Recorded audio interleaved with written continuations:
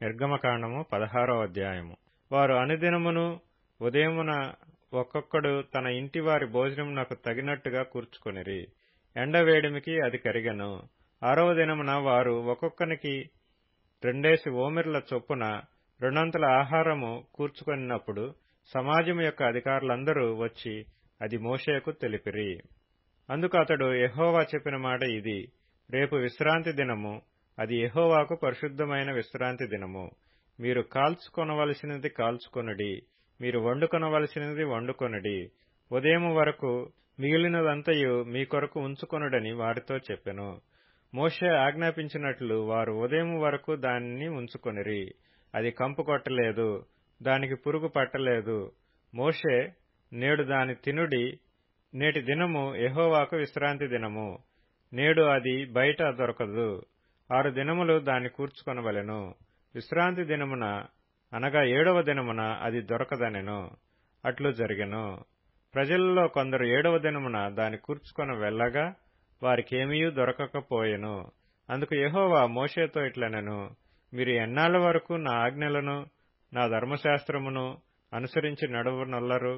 చూడుడి, నిశ్చయముగా యెహోవా ఈ విశ్రాంతి దినమును ఆచరించుటకు సెలవిచ్చెను గనుక 6వ దినమున 2 దినముల ఆహారము మీకు అనుగ్రహించుచున్నాడు. ప్రతివాడును తన తన చోట నిలిచియుండవలెను. 7వ దినమున ఎవడనూ తన చోట నుండి బయలు వెళ్లకూడదనెను. కాబట్టి 7వ దినమున ప్రజలు విశ్రమించిరి. ఇశ్రాయేలీలు దానికి మన్నా అని పేరు పెట్టిరి. అది తెల్లని కొత్తిమీర గింజవలె నుండెను. దాని రుచి తేనెతో కలిపిన అపూపము వలె నుండెను.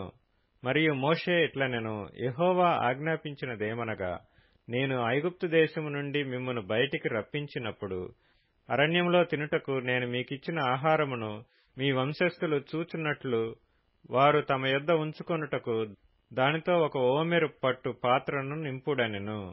కాబట్టి మోషే అహరోనుతో, నీవు 1 గిన్నెను తీసుకొని దానిలో 1 ఓమెరు మన్నాను పోసి మీ వంశస్థులు తమ యొద్ద ఉంచుకొనుటకు యెహోవా సన్నిధిలో దాన్ని ఉంచుమనెను. యెహోవా మోషేకు ఆజ్ఞాపించినట్లు ఉంచబడుటకు సాక్ష్యపు మందసము ఎదుట అహరోను దాని పెట్టెను. ఇశ్రాయేలీలు నివసింపవలసిన దేశమునకు తాము వచ్చు 40 ఏండ్లు మన్నానే తినుచుండిరి. వారు కనాను దేశపు పొలిమేరల చేరు వరకు మన్నాను తినిరి. ఓమెరు అనగా ఏపాలో 10వ భాగము. నిర్గమకాండము 17వ అధ్యాయము. తరువాత ఇశ్రాయేలీల సర్వ సమాజము యెహోవా మాట చొప్పున తమ ప్రయాణములలో సీను అరణ్యము నుండి ప్రయాణమైపోయి రెఫీదీములో దిగిరి. ప్రజలు తమకు త్రాగ నీళ్లు లేనందున మోషేతో వాదించుచు, త్రాగుటకు మాకు నీళ్లిమ్మని అడుగగా మోషే, మీరు నాతో వాదింపనేలా, యెహోవాను శోధింపనేలా అని వారితో చెప్పెను.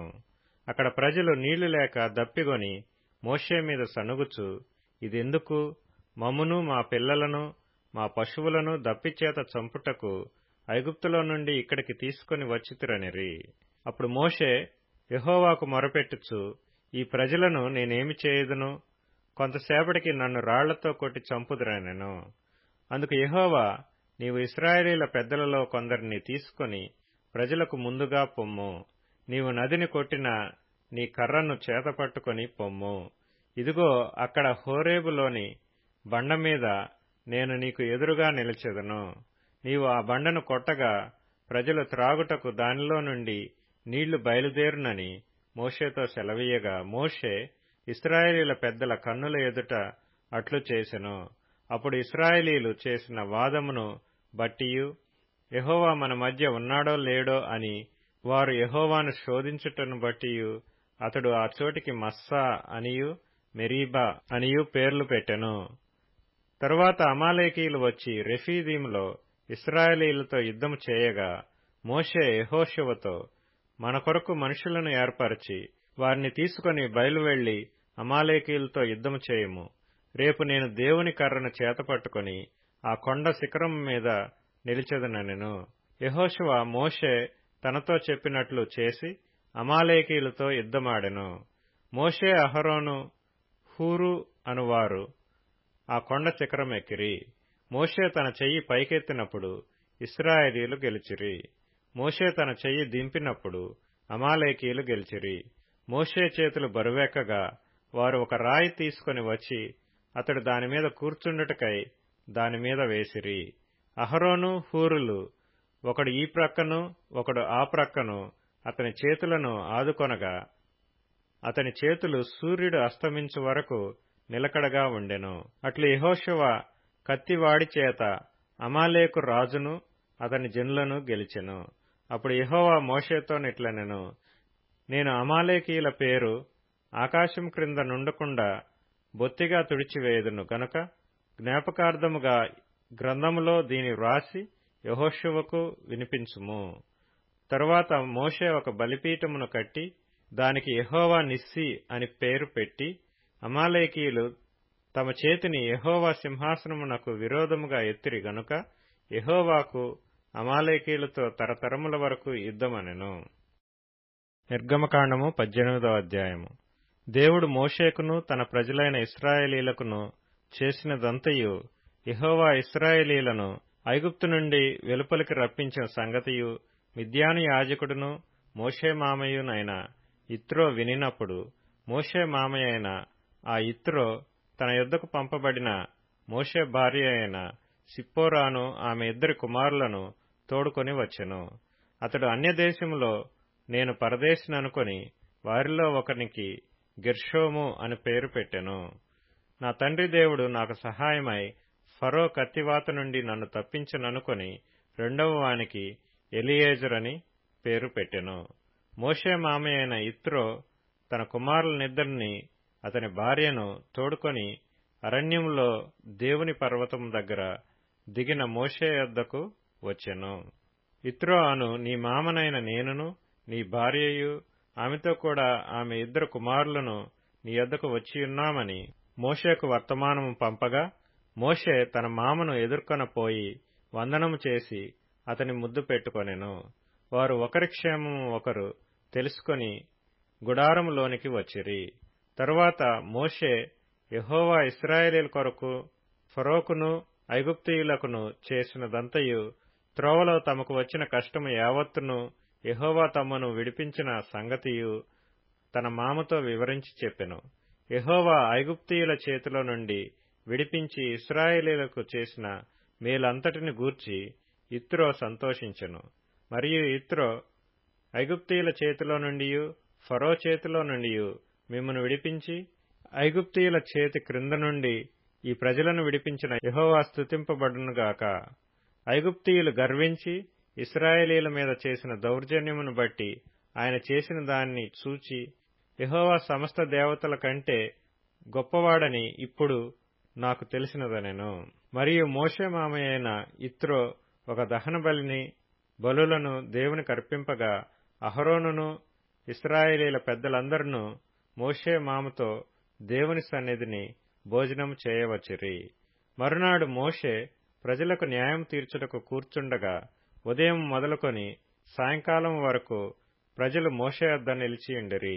మోషే ప్రజలకు చేసినదంతయు అతని మామ చూచి, నీవు ఈ ప్రజలకు చేయుచున్న ఈ పని ఏమిటి?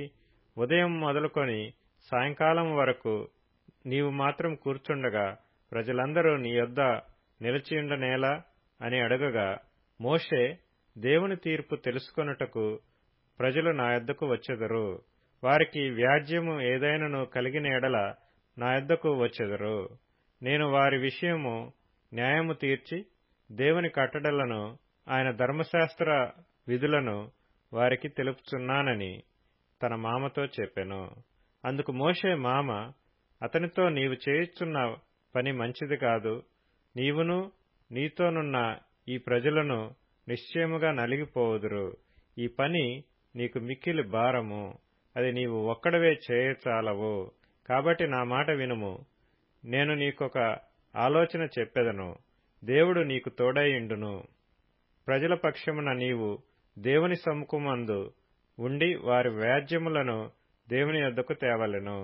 నీవు వారికి ఆయన కట్టడలను ధర్మశాస్త్ర విధులను బోధించి వారు నడవవలసిన త్రోవను వారు చేయవలసిన కార్యములను వారికి తెలుపవలెను.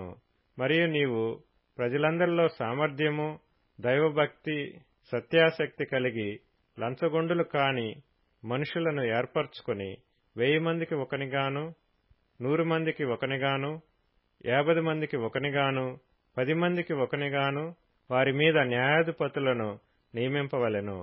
వారు ఎల్లప్పుడూ ప్రజలకు న్యాయము తీర్చవలెను. అయితే గొప్ప వ్యాజ్యములన్నిటినీ నీ యొద్దకు తేవలెను.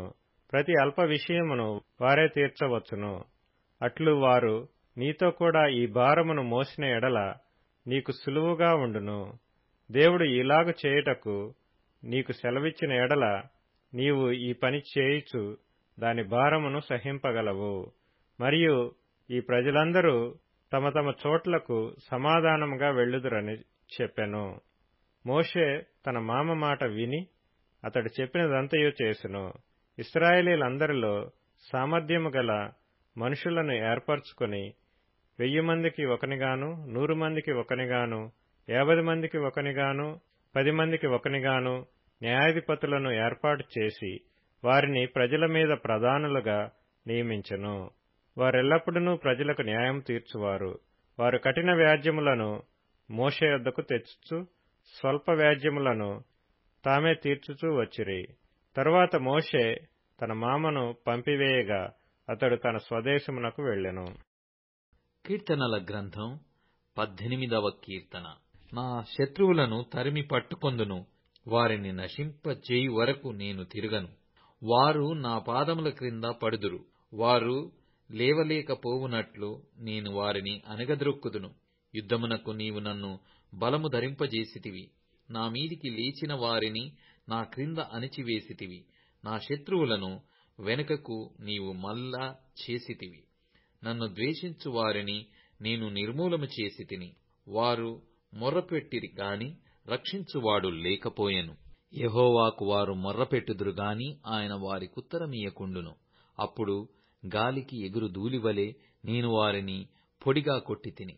వీధుల పెంటను ఒకడు పారబోయునట్లు నేను వారిని పారబోసితిని. సామెతల గ్రంథం 4వ అధ్యాయము. నా కుమారుడా, నీవు ఆలకించి నా మాటలను అంగీకరించిన ఎడల నీవు దీర్ఘాయుష్మంతుడవగుదువు. జ్ఞాన మార్గమును నేను నీకు బోధించియున్నాను, యథార్థ మార్గములో నిన్ను నడిపించియున్నాను. నీవు నడుచునప్పుడు నీ అడుగు ఇరుకున పడదు, నీవు పరిగెత్తునప్పుడు నీ పాదము తొట్రిల్లదు. ఉపదేశమును విడిచిపెట్టక దాని గట్టిగా పట్టుకొనుము, అది నీకు జీవము గనుక దాని పొందియుండుము. మత్తయి సువార్త 23వ అధ్యాయం. అయ్యో, వేషధారులైన శాస్త్రులారా, పరిసయ్యులారా, మీరు పుదీనాలోను సోపులోను జీలకర్రలోను 10వ వంతు చెల్లించి ధర్మశాస్త్రములో ప్రధానమైన విషయములను అనగా న్యాయమును, కనికరమును, విశ్వాసమును విడిచిపెట్టితిరి. వాటిని మానక వీటిని చేయవలసి ఉండెను.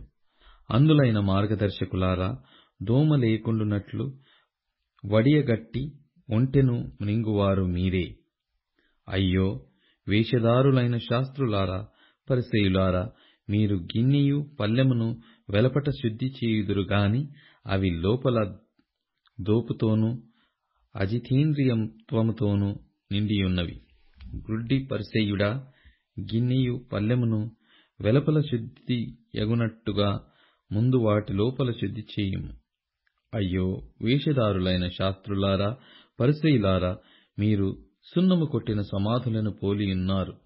అవి వెలుపల శృంగారముగా అగపడును గాని లోపల చచ్చిన వారి ఎముకలతోనూ సమస్త కల్మషముతోనూ నిండియున్నవి.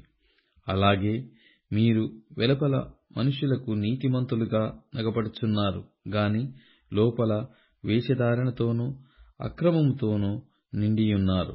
అయ్యో, వేషధారులైన శాస్త్రులారా, పరిసయ్యులారా, మీరు ప్రవక్తల సమాధులను కట్టించుచు నీతిమంతుల గోరీలను శృంగారించుచు మనము మన పితరుల దినములలో ఉండిన ఎడల ప్రవక్తల మరణ విషయములో వారితో పాలివారమై ఉండకపోదుమని చెప్పుకొందురు. అందువలనే మీరు ప్రవక్తలను చంపిన వారి కుమారులయ్యున్నారని మీ మీద మీరే సాక్ష్యము చెప్పుకొనుచున్నారు. మీరును మీ పితరుల పరిమాణము పూర్తి చేయుడి. సర్పములారా, సర్పసంతానమా, నరశిక్షను మీరేలాగు తప్పించుకొందురు? అందుచేత ఇదిగో, నేను మీ యొద్దకు ప్రవక్తలను, జ్ఞానులను, శాస్త్రులను పంపుచున్నాను. మీరు వారిలో కొందరిని చంపి సిలువ వేయుదురు, కొందరిని మీ సమాజ మందిరములలో కొరడాలతో కొట్టి పట్టణము నుండి పట్టణమునకు తరుముదురు. నీతిమంతుడైన హేబేలు రక్తము మొదలుకొని బలిపీఠమునకును దేవాలయమునకును మధ్య మీరు చంపిన బరకీయ కుమారుడగు జకర్యా రక్తము వరకు భూమి మీద చిందింపబడిన నీతిమంతుల రక్తమంతయు మీ మీదికి వచ్చును. ఇవన్నీ ఈ తరము వారి మీదికి వచ్చునని మీతో నిశ్చయముగా చెప్పుచున్నాను. యెరూషలేమా, యెరూషలేమా, ప్రవక్తలను చంపును, నీ యొద్దకు పంపబడిన వారిని రాళ్లతో కొట్టుచును ఉండుదానా? కోడి తన పిల్లలను రెక్కల క్రింద ఎలాగు చేర్చుకొనెనో అలాగే నేనును నీ పిల్లలను ఎన్నో మార్లు చేర్చుకొనవలెనని యుంటిని గాని మీరు ఒల్లకపోతిరి. ఇదిగో, మీ ఇల్లు మీకు విడవబడియున్నది. ఇది మొదలుకొని ప్రభువు పేరట వచ్చువాడు స్తుతింపబడు కాకని మీరు చెప్పు వరకు నన్ను చూడరని మీతో చెప్పుచున్నాను.